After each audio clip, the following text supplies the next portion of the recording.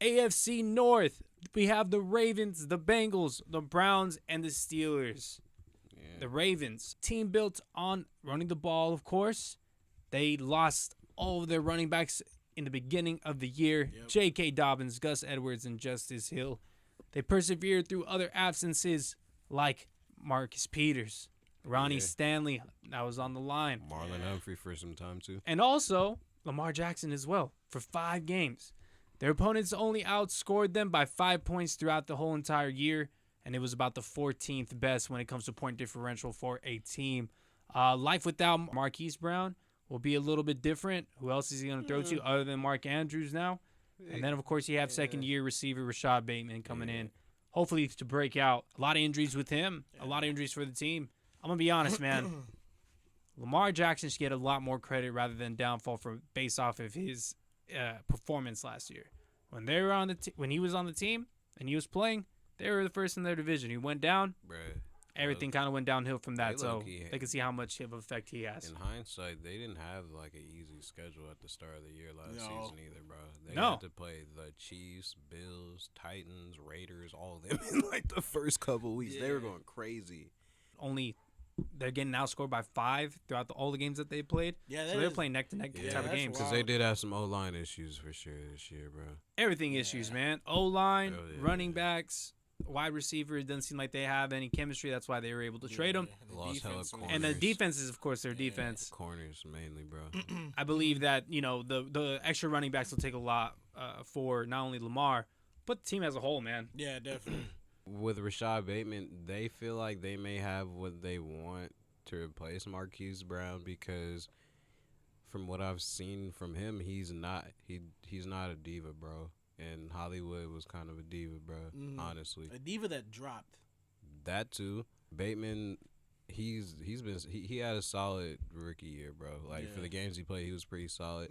Even the games without Lamar, they still relied on him for some plays too. So he's more suited for what they want moving forward too. I'm not necessarily doubting Lamar's throwing ability, but it's just kind of like he just still has to improve it. He still has to improve it. Yes, I agree there. But I mean, if he's running the ball, not getting hurt, and winning games, what's the problem? Bro, if it ain't broke, don't fix it. It's you know what I'm saying? Like that's the shit that kills me. When I'm watching like ESPN or whoever talking about Lamar Jackson on like reasons why he hasn't gotten paid like that. Because bro, if it ain't broke, don't fix it. I guess their argument is you need to be able every to throw. QB should be able to throw. You need to be able to throw to win. You can't run your way to a championship. But let's get on to the next one. Bengals in their second season. With Joe Burrow, he was able to play pretty well despite having a terrible offensive line. He's definitely heading into his 3rd season now. Would you claim him a superstar now? Yeah, superstar type of quarterback. Oh fuck yeah! You going all the way to the Super Bowl. The Super Bowl, your 2nd year in the league. Well, yes. This is a superstar quarterback with a 10-7 record, and they're able to get through that far. There's ups and downs during the season. Let's not get it wrong. Look but at that still run he made, having bro. a 10-7 record. Yeah. The Titans, the Chiefs, and the Titans was fucking them up. Some crazy names like in the playoffs right. and like even the on Super the course Bowl. on the course of the year, like to like win games, they have to be some good teams still too. Yeah, they basically ran it back with the same type of squad. Hopefully that builds a lot more, I guess you can say, camaraderie. As well as just culture. They're good, bro. Consistency. They upped the line. They got the dude from the Buccaneers. I think the Bengals better pay Jesse Bates, so. Yeah, for sure. Yeah. You better pay him quickly. We just seen a lot of safeties get paid this offseason, honestly, bro. We did. Justin Simmons, Minka, Derwin they're saying James. that he might look for a trade over the season and might even demand Derwin James money. On to the Browns. They mortgaged everything for Watson. We've seen how that already played out preseason as well as...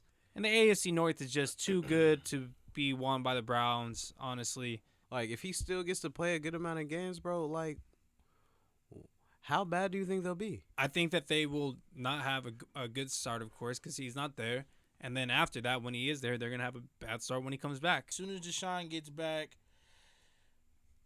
they'll probably fall short of a wild card game. Honestly. I'm telling you. The AFC is tough. Week 1 Panthers. That's a field day. It's not a field. You can't just say everything's a field day. I think they should win the game. It's a field day. I think they should win the game. They should. Week 2 is the Jets. Okay. That they should win that. Yeah, that's easy. Week 3, the Steelers. Okay, they could probably lose that. That's a coin toss. I think the Steelers are a lot better than what a lot of people think. I don't think they're gonna be bad. Yeah. Week 4 is the Falcons. That should be a win. That should be a winner, yeah. 5 and 6 is the Chargers and Patriots. They'll probably lose those games. Yeah, for sure. But that's 3. Especially if the Chargers defense is clicking like. Okay, but look at the rest of the division and what they're gonna have to go up against. Okay. And then you're considering even a wild card spot. There's other teams on this AFC. They're not gonna have a good year. It's going to be tough for them. I think they still can all do it. Browns, Bro, man. All Browns are coming out. Look. They're going to play the Texans. They're going to play the Commanders, the Saints. You think those teams are just walking over them? Commanders and the Saints? Nah, they could beat them. Yeah, I think both those teams beat them. The Steelers are the last team here. End of an era for the Pittsburgh Steelers. Ben Roethlisberger has finally retired after 18 years of a career. That's crazy. Are Mitchell Trubisky and Kenny Pickett massive downgrades, though, from the great Ben Roethlisberger, especially with the years past that he has been able to put up? I have those two here, not Mason Rudolph, and if he's starting, that's tough. That's sick. Like, bro, think about it, Mason Rudolph.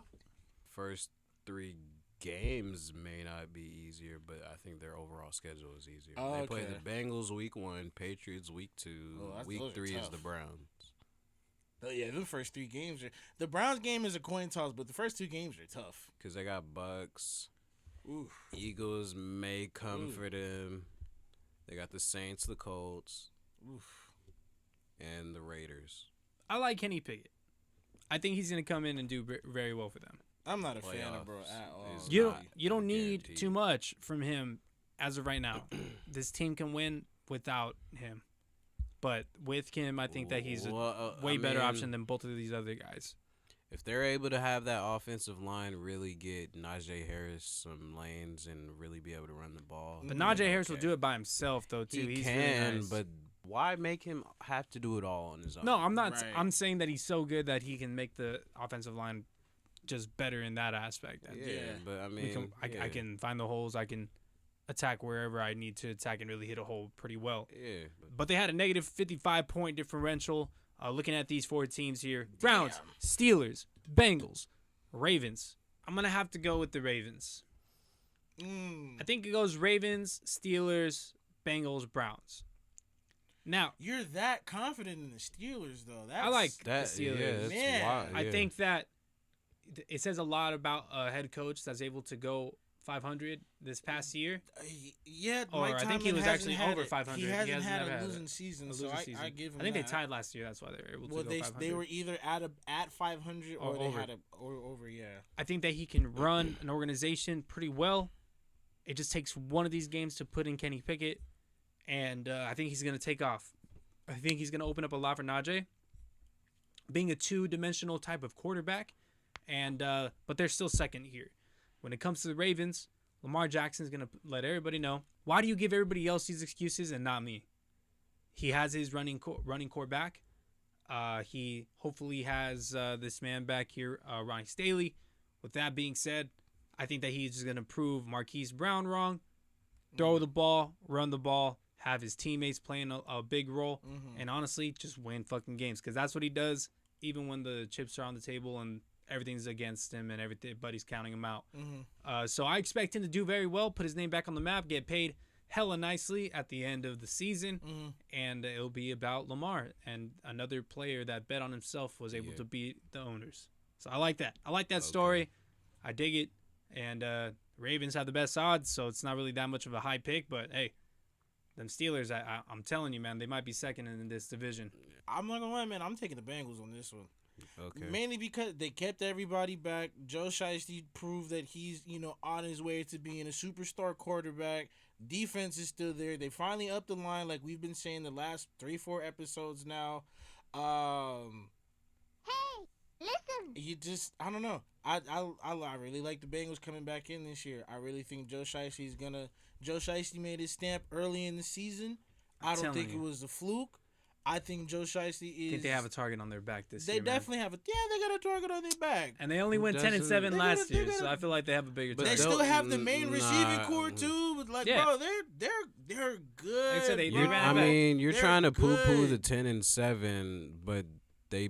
Even the games they lost weren't to shit teams. Yeah. I'm going to go Ravens, bro. Honestly. Ooh. I feel like because this last year of how they were down, they're going to come back and probably just try to shake shit up and show, like, even, like, just show that they're still a presence, bro. Mm-hmm. Lamar should be back.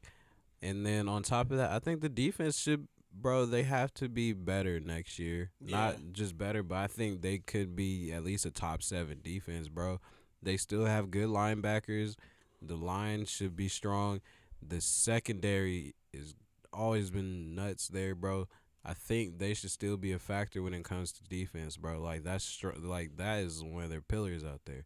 So when it comes to that defense will be able to back up whatever Lamar is doing. Yeah. Like, it's not like they've never won the division before. So they have the experience to go all through the year, and they know what they need to do to take care of that. Right. But I can't put the Steelers on second place, though.